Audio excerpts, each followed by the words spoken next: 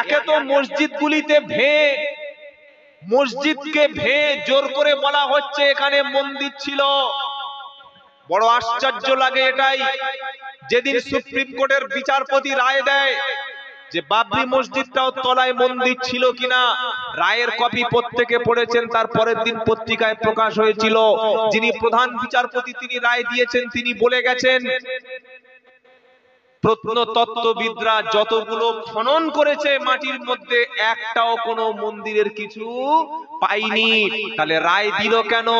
রায় দিয়েছে এই কারণে ভারতবাসীর অধিকাংশ মানুষের বিশ্বাস যেখানে মন্দির ছিল, বিশ্বাসের উপরে ভিত্তি করে রায় দেয়া হলো। তাহলে সত্য কোনটা?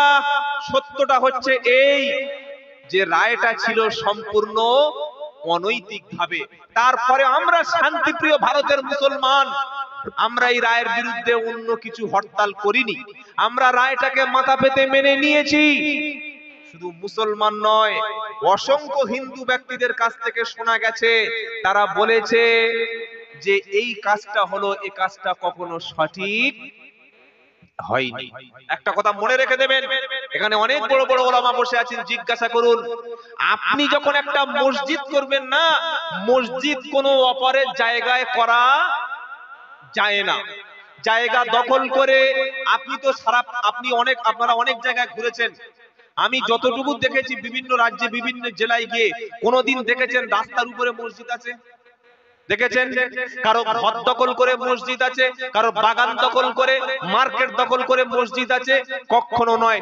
মসজিদের জন্য শর্ত হচ্ছে জায়গাটা সম্পূর্ণ ওয়াকফ করে দেবে লিল্লাহি, আল্লাহর জন্য সম্পূর্ণ দান করে দিলেই তবে সেই জায়গায় মসজিদ সম্ভব হয়।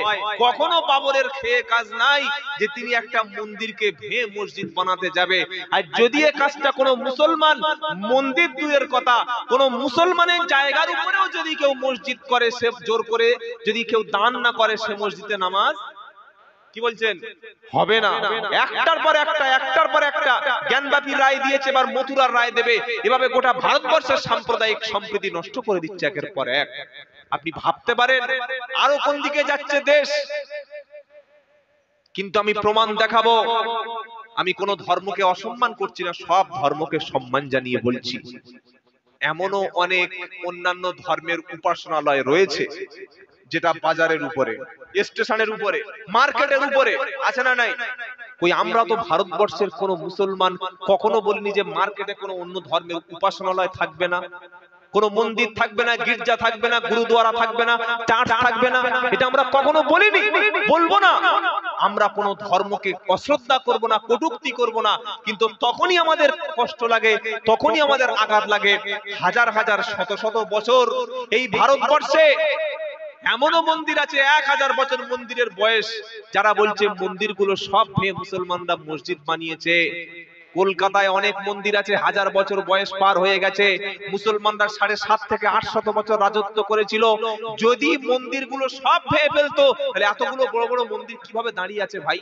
আসলে এই মিথ্যা ইতিহাস দিয়ে সামনে লোকসভা ভোট একটা সাম্প্রদায়িক উস্কানি দিয়ে অবস্থা খারাপের দিকে নিয়ে যাচ্ছে। আমরা যারা শান্তিপ্রিয় মানুষ, আমাদের পাশে যদি কোনো অমুসলিম বিপদে পড়ে আমরা সহযোগিতা করব, এটা ইসলাম। বলুন সুবহানাল্লাহ।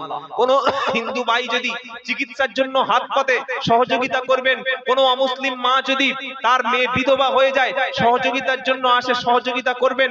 কোন অমুসলিমের ঘরে যদি জল পড়ে, পানি পড়ে, সে যদি আপনার কাছে এসবেস্টাস কেনার জন্য টাকা চায়, তাকে সহযোগিতা করবেন। এটা আমার ইসলাম শিখিয়েছে। বলুন না সুবহানাল্লাহ।